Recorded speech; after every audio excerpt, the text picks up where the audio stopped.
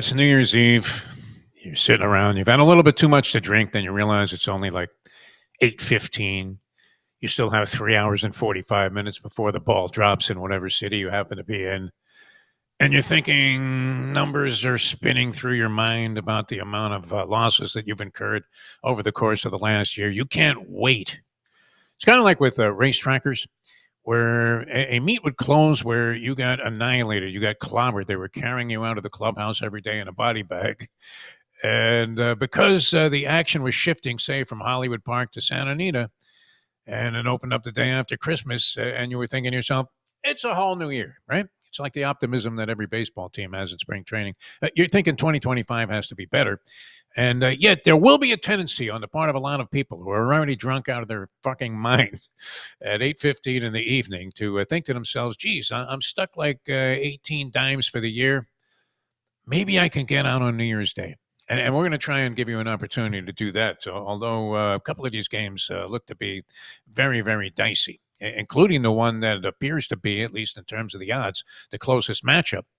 And that would be the Georgia game against the Fighting Irish of Notre Dame without Carson Beck in there. He looks like the one-armed man in the fugitive after that hit that he took. And the backup quarterback, you would have to say, is somewhat suspect. So we'll get into that. Mike Jones is going to join us here on the show. If you are betting, and whether it's in 2024 to close out what was an abysmal year or maybe a profitable one, or you're looking forward to 2025, BetOnline continues to be the world's most trusted betting platform.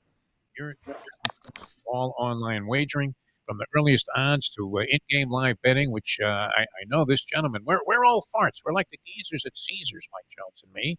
And yet, still, I mean, this man has joined the modern era and become a prolific in-game bettor. I like that about you, Mike. BetOnline gives you that chance. You can watch the game. You can see what's happening. You can watch your money either grow or go up in smoke, but whichever it is. With the largest selection of odds on everything from football, the NBA, college basketball, you have UFC action, NHL, boxing.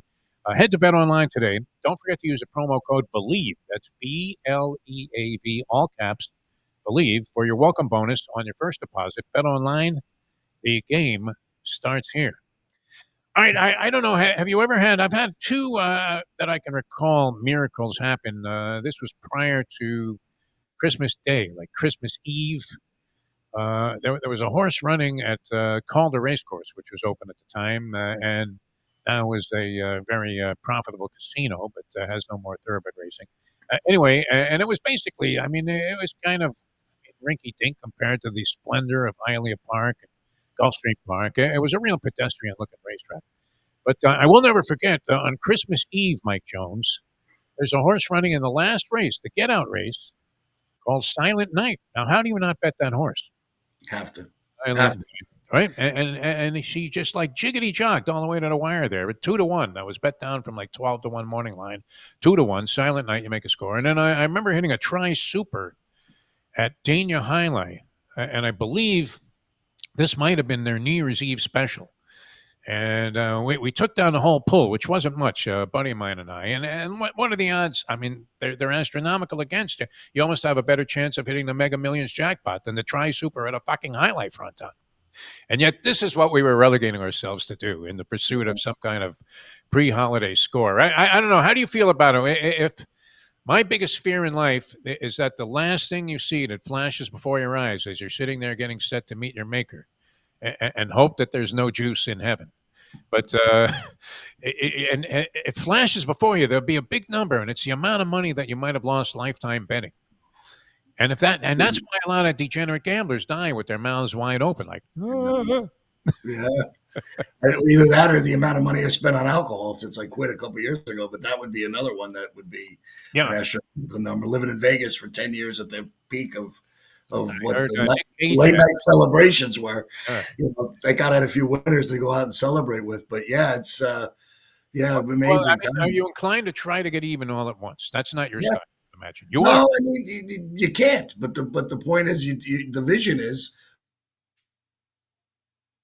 Oh, you kind of froze up. Possible $1 billion. I don't know. I mean, that's more than getting even. You don't have to gamble again. You could stop gambling if you hit the billion. I mean, that's what. Well, yeah, but that would take all of the fun out of life. I mean, that's true. That's true. I keep coming back to Timothy Robbins in Shawshank Redemption. I always get a kick out of the guy, friend of mine who said, "What would you do if you hit the lotto?" Way back when it first started, first thing I'd do was buy a tombstone. Yeah, I think he would have killed himself in celebration. But yeah, no, it's different. But these 2 weeks, let's go back. The gambling mecca has changed. yeah. People take both sides of a game, but the money line favorites are a shocking 27-4 in the last 2 weeks of the NFL, My God. with the Miami Dolphins against the 49ers being a flip. Dolphins went from the favorite, became the underdog. So technically they're 28-3. Wow. And the funny part is tonight you have another one who I'm very interested in because I've been talking to some people about this. I love Detroit at 3.5 a few days ago. Now I'm thinking, what are they playing for? They got Minnesota coming into town for their home field. Do they rest anybody tonight and say, let's play Sunday? Got a short week. So I kind of lean toward the 49ers now. If you still get the 3.5, I think it's a bet. But it's, these are the things that happen at this time of the year that never always, as a bettor, you always said, how can this team not win when they come down to the playoffs? They need the game. And then all of a sudden things happen. And I've talked to 4 or 5 of my guys about these things that have happened very consistently in years past. I love the fact that you have guys. That's the best part about having you on the show. Is that when you're talking to your guys, you're talking to your guys, man. Right. Great. I was going to say, without gambling, the thing with Shawshank, get busy living or get busy dying. So without gambling, I mean, you're opting for B in that case, and it becomes very, very prohibitive. But the whole business about who has incentive to play, which is going to be a huge factor for those that were taking the Miami Dolphins, who had it supposedly a couple of weeks ago a 3.7% chance of making a postseason. And now it appears, assuming that they would beat the New York Jets, who just got annihilated by Buffalo in an embarrassing loss. As embarrassing as any Jet loss I think I've ever witnessed in my lifetime. And that goes all the way back to when I was selling souvenirs at Shea, and we were hoping to find a replacement for Mike Tolliver at with the New York Jets. But now, I mean, all of this is compounded, this business about incentive to play. And Denver, it turns out, will be playing a Kansas City team with no incentive and going to rest their starters. And Miami's playoff chances are now contingent on them beating the Jets. And down to this, from 3.7% chance, imagine what kind of price you could have gotten on that. And you'd be sitting there dying, hoping that the Chiefs reserves have some moxie. And can and we've seen teams fail in this spot. Look at your Colts you liked all year, going against your more beloved New York Giants, who have no reason to want to win a ball game. I mean, from an executive standpoint, they were in a position to get the number 1 fucking pick. And the only money line underdog that won this week, New York Giants. Who would have thought? I bet you that hurt a lot of guys. I talked to 3 guys who had 14 teasers that lost on that game, and that they're thinking that Indianapolis got everything to play for, and everything. They come out last night. I watched the game early on, and I thought, wow, the Giants have I mean, not to get detailed, but for the audience, they have a 3rd and 14 because no one was watching the game but me, and they throw the ball behind the line of scrimmage, and Neighbors, the great athlete that he is, breaks for a touchdown. I'm saying to myself, how do you call a play call, a 3rd and 14, a screen behind the line of scrimmage on a quick out to the receiver? Well, he breaks a tackle, catches a block, and goes 31 yards for a touchdown. And you started to see that, and the crowd got into it. And you could see the players, how much it meant to them on the sidelines. No one's out there tanking. This is what's really hard for a bettor and the modern day guy to look at. And ESPN was talking about it this morning. I've been in a locker room. These guys go out there and lay it on the line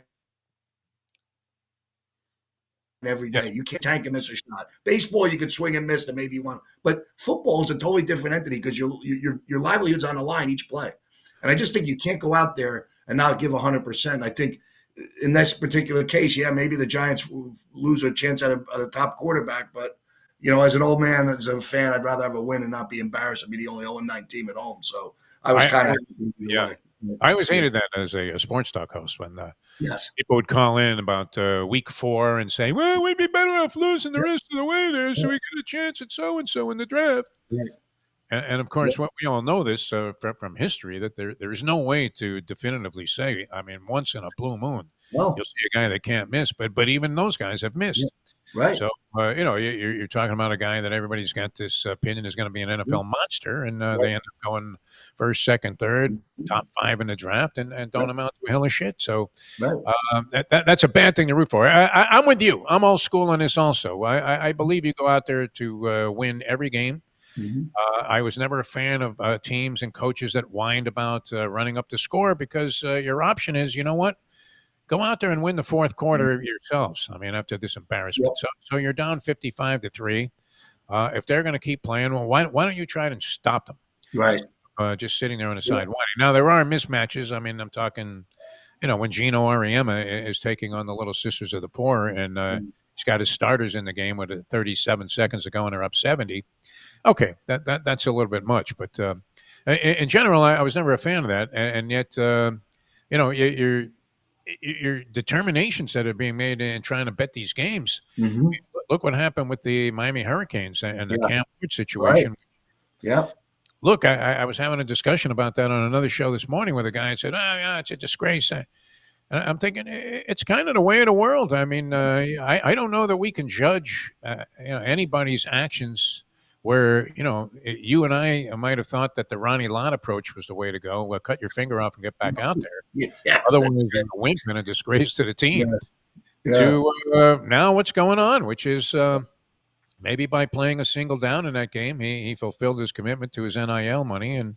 Right. And He said, "Okay, I got the record now too. So let's do a Gator flop. I'll sit out the second half." And then you're betting that ball game. Canes were slight favorites in the game, right. and the line actually jumped more in their favor when Ward was designated indicating he was going to play.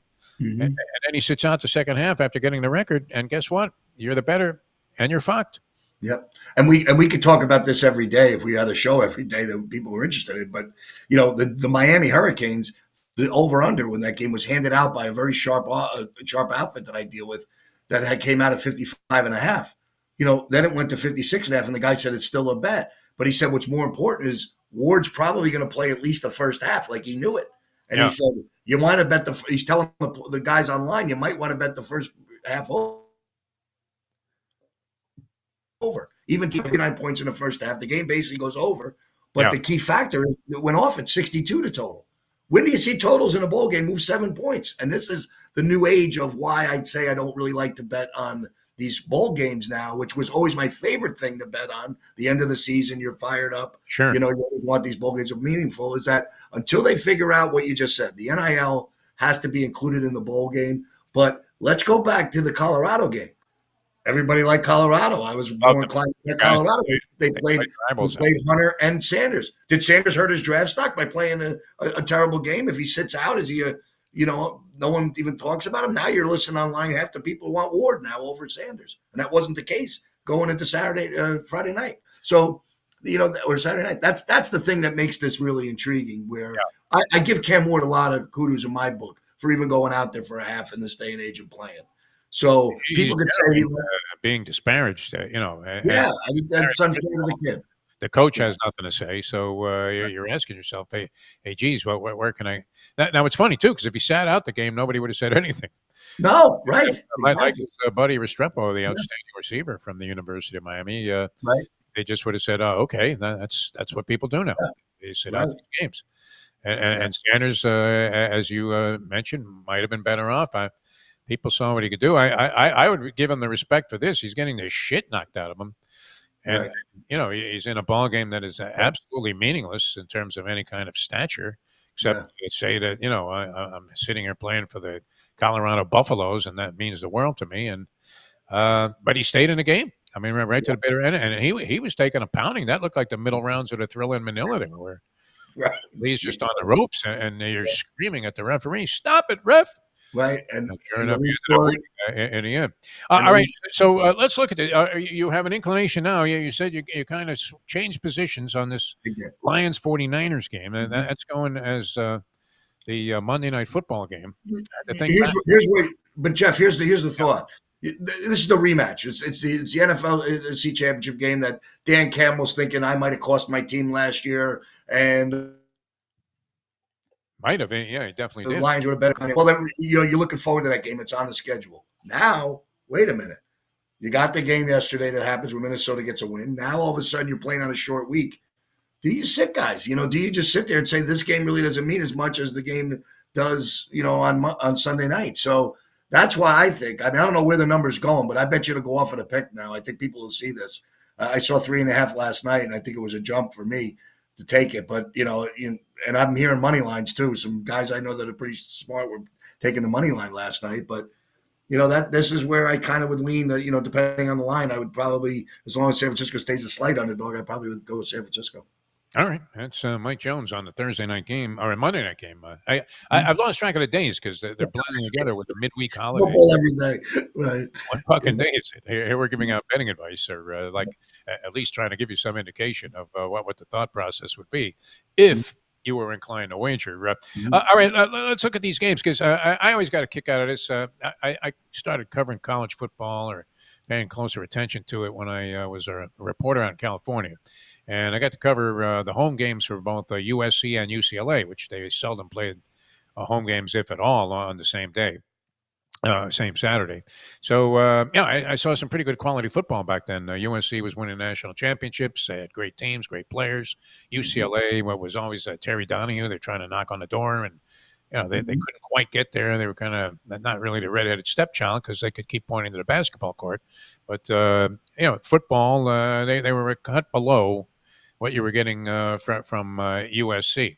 Mm-hmm. And it was always great, the speculation around when I moved to Miami.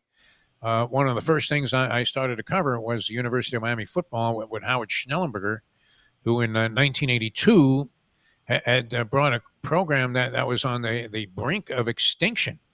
They were about to go ahead and abandon the program, and he brought them back. And a year later, he's talking about a national championship. And yet, when you think back to that day, where New Year's Day, you would have all these decisions being made, and they were being made by a vote. And it's that day in 1984, January 1st, after the 83 campaign, the Hurricanes, even after beating Nebraska, still by a point that they still had to have another series of miracles occur for them to get the top spot, which they eventually did, including the disparaging view. I believe it was Pat Dye with Auburn who settled for a tie. And the voters took offense to that, much like many people were taking offense to Cam Ward sitting out the second half after getting a college touchdown passing record. They still had to decide it by vote. But now we're going to see this and we're not even close to deciding who's going to win the championship. But certainly wild matchups. And I know you probably want to explore a couple of them here at least. But I'm struggling with this. I mean, Georgia would appear to be, me big tough guy, right? It's like John Malkovich, when he was mimicking Matt Damon in Rounders, after the card game. You, that big macho man. Okay, so the size advantage and the physicality, SEC, Georgia, you're thinking that they would normally pound this, Notre Dame being more of a finesse team. But without Carson Beck, I think their backup quarterback, this guy is like a comedy show. So, or has been, not to disparage a kid who's coming into a tough spot, but they're favored over Notre Dame. What do you make of that, Mike Jones? And which way would your money have a tendency to guide itself? Well, look at this. Notre Dame's heading up against the SEC in these big games recently, and when they get to the playoff, the matchups didn't favor them. They got destroyed by Clemson. Alabama hammered them in the championship game. They struggled, mightily when they get up against the big boys. The SEC, Georgia's definitely more battle tested. I think the quarterback difference is going to be a big play in the game. I like what Riley Leonard's given Notre Dame's program, the Duke transfer that's gone up there and played well. Notre Dame can battle them in the trenches, I think, stay along with a little bit. But I just think Georgia's got the better players, and Kirby Smart's had a month to prepare for this. They probably have the quarterback ready to go. I saw the pre-line at Notre Dame favorite. I see the come-out line after the game, and Notre Dame looked very good in that game and made Georgia the favorite, even with Beck being out. I see 1.5s, 2s. I think, Georgia's probably the better team. It's hard for me to put my money on Notre Dame in this spot. I'm going to go in and kneel at the grave of Jerry Faust and pray that Notre Dame is not a phony in this spot. I know Marcus Freeman, very capable of losing any ball game, as we've witnessed against Northern Illinois earlier this year. The only blemish, not the strongest of opposition that they faced in mowing down successive opponents by 30 plus over the ensuing weeks, reestablishing themselves maybe as something to reckon with. This Riley Leonard, I mean, is he not the re-embodiment of Rudy? I mean, the guy, you can't help but like this kid. Yeah. Even if you despise Notre Dame, even if you root for them to lose every fucking time they go out there in every sport, you don't even like to root for their gymnastics team. Yeah. But nonetheless, he's impressed me. I mean, it's a lot like Josh Allen with the Bills, and you see him in post game interviews, and unless he's completely full of shit, which I don't think is the case. How do you not like the guy and his approach? And I feel the same way about Riley Leonard. As much as I've despised Notre Dame over the years that I've been following sports, which is virtually all of them. Right. It seems like a likable guy. So, am I buying into the Rudy fantasy here and thinking that this Notre Dame team you're getting a point and a half against a Georgia team that, had more than its share of vulnerable moments this year, including some losses. So, Yeah. and the fact that they're sitting on the sidelines waiting for this, I'm not sure what benefit or negativity Yeah.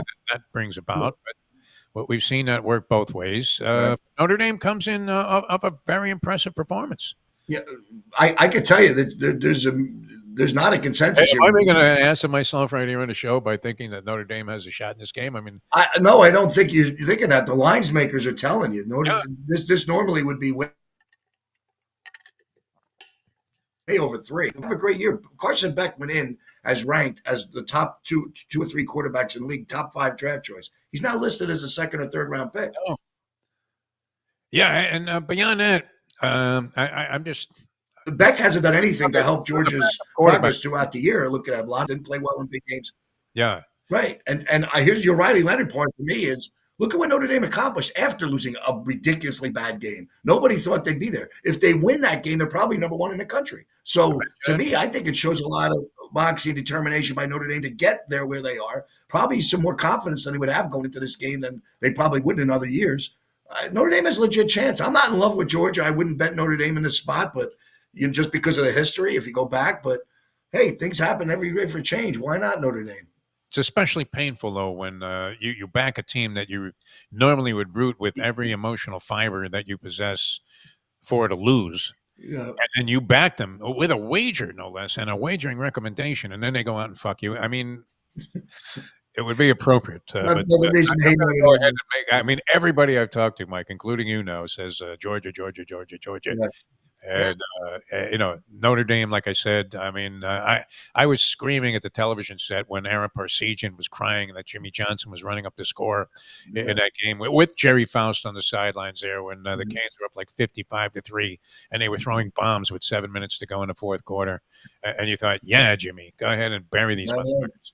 Yeah. And remember, I mean, I don't know if you remember watching that game, and Parsegian, this is a disgrace. It's like, shut up.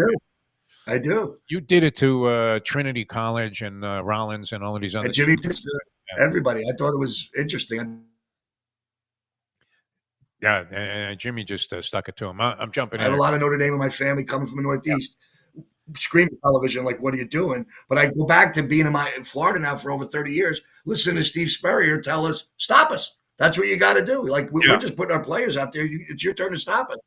I think there's more coaches taking that approach, that they're not upset with the running it up anymore. But that's what I say. But in this particular game, I'm not in love with it. I just find that the line is telling you maybe lean in Notre Dame way because of it being under 3. That would be my approach.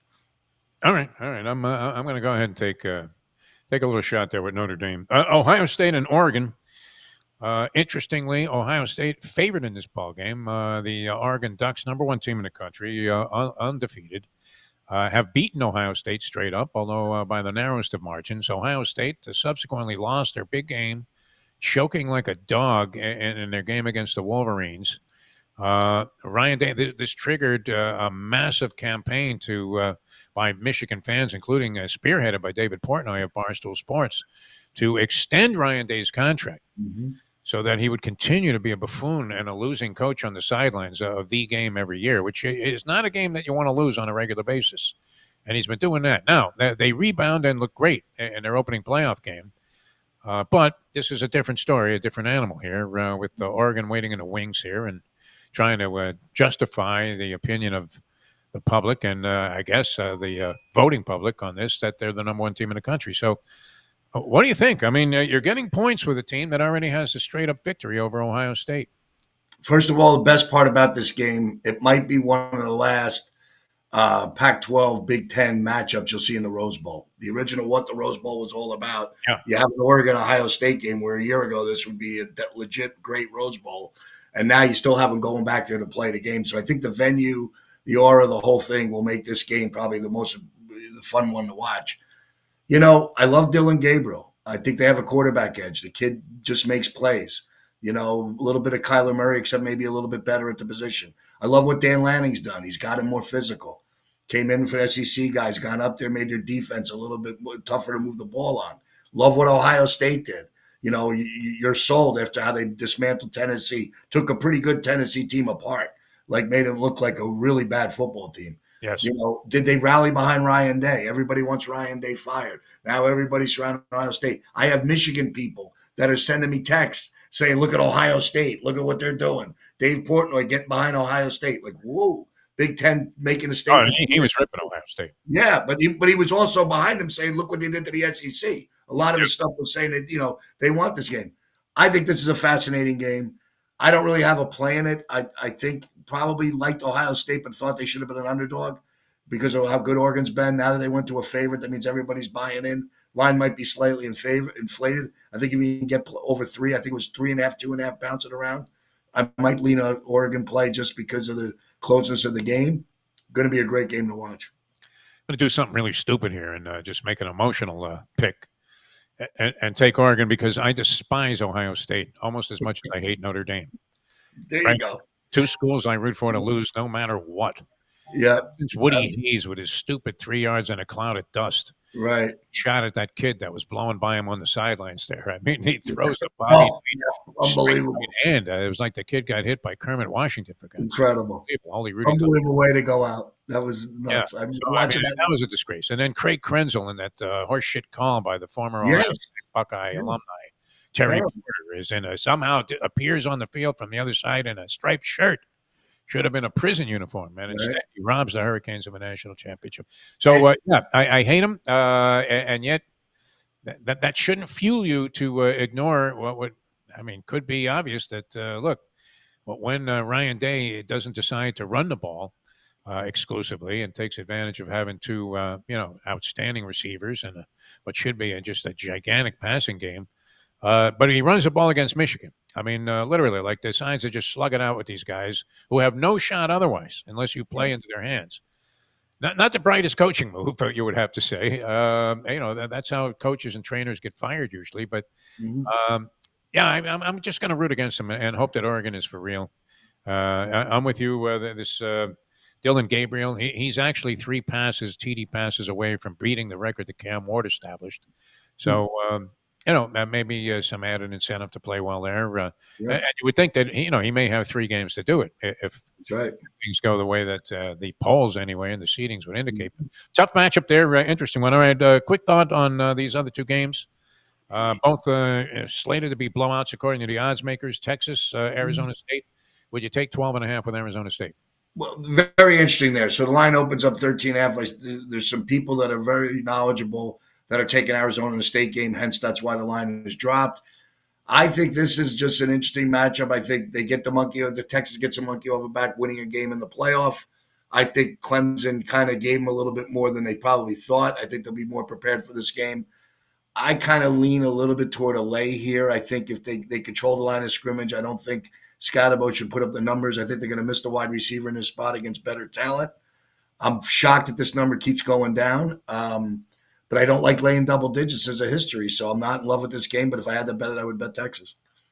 All right, you and Matthew McConaughey on the same side of that one, sure. And finally, Mike, you got Penn State, Boise State. Penn State very impressive in their first playoff outing. Not always impressive in these kind of situations. Favored by 10.5 over a Boise State team that many felt was debatable, not only to be in the playoff, but certainly to maybe a little flaw in the system seeded into the second round. Well, competitive in their 1 loss. Went up to Oregon, lost by 3. They were down a little bit, but hey, hang in there, played a good game. I love the back, Shanty. I think he's phenomenal. I think he'll cause a few problems for Penn State. I see a lot of points in this game. I'm leaning over the 52. I don't know where the number is. That's what I have it at. I think Penn State should be able to do what they want offensively. It might be the old backdoor cover here. I'm not in love with the double digits. I hate laying double digits playoff games, but I think there'll be a lot of points scored by both teams in this game, so I'm leaning over. All right, very good. You got the dogs. The dog's barking. Maybe I should take Boise State. Maybe that's what we're telling. Is there a more useless invention ever than the leaf blower, Mike Jones? Yes. What exactly does the leaf blower accomplish? No idea. Makes a ton of fucking noise, and the guy blows the leaves off of the space that they're on, but onto another space where they're now an equal nuisance. Are they not? It's true. What is the point of this shit? And then somebody else comes out with an offsetting leaf blower. It's like offsetting penalties in the NFL. Very disappointing. And blows the same shit right back to where it was originally.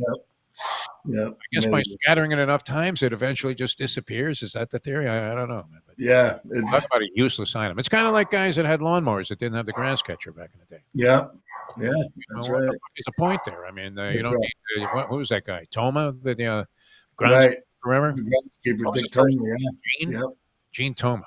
Right. Yeah. Sounds like a wrestler out of the Midwest. All right, Mike, you have the happiest of New Year's celebrations. Yep, you too, Jeff. Yep, we'll be talking soon, I guess. And, we got 3 good ones on New Year's, and we missed the 9 games that we used to have, but these 3 should make up for it. It should be great TV and good football. It's going to be a lot of fun. All right. After the weekend. Thanks. All right. Have a great one. We'll see if we can get even for 2024, all in one day here with some of Sounds great. Thanks, Mike Jones, joining us here on the program. All right, you guys have the best of holidays. We'll join you again on Friday and recap what's going on or what happened, transpired there, and see where we're going with the college football playoffs. Also, of course, a full slate, final week of the NFL with much at stake. So it should be a lot of fun. In the meantime, you guys enjoy the next few days here. We'll be back with you on Friday in the next edition of Bury Your Bookie. For Mike Jones, all the people connected with the program, have the happiest and healthiest of New Year's celebrations. We'll get into it, try and make some money in 2025. And thanks for joining us. Been about a half year of doing Bury Your Bookie here on NoFilter.net. Very enjoyable and great to be with you guys. Looking forward to doing even more interesting things in 2025. So stick with us. We'll see you on Friday as we get into a new year on Bury Your Bookie.